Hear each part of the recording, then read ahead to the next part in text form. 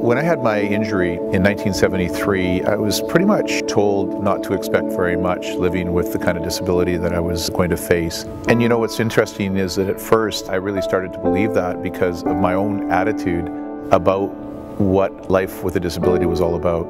After I had my accident, I definitely had to get used to how other people perceived me. It wasn't just how I perceived myself anymore, but how my friends and family and the general public looked at me.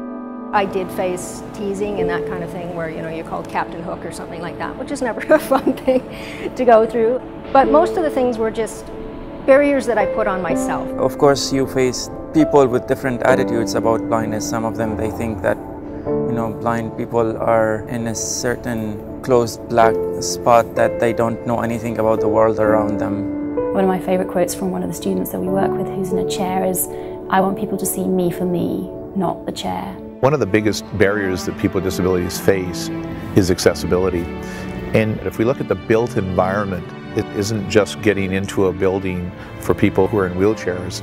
It's people who have mobility challenges, people who have visual or hearing challenges, people who have some cognitive challenges in recognizing signage and location.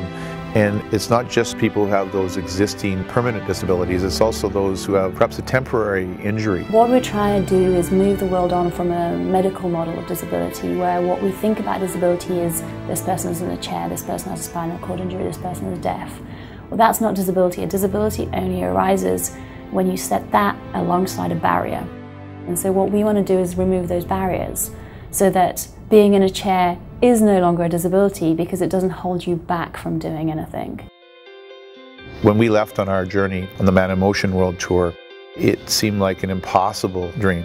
Who would have ever imagined that by starting that journey that it would turn from a Man in Motion journey to a global movement filled by many in motion who are driving towards something that's far bigger than any individual, and that together anything's possible. What I really want from the community is for them to recognize that we are equals and that they shouldn't look down on us. It's really important that everybody gets an equal chance to take part in the things we do. Volunteering with a foundation, making a donation, or thinking about your own attitudes and your own perceptions, and considering disability and accessibility in everything you do.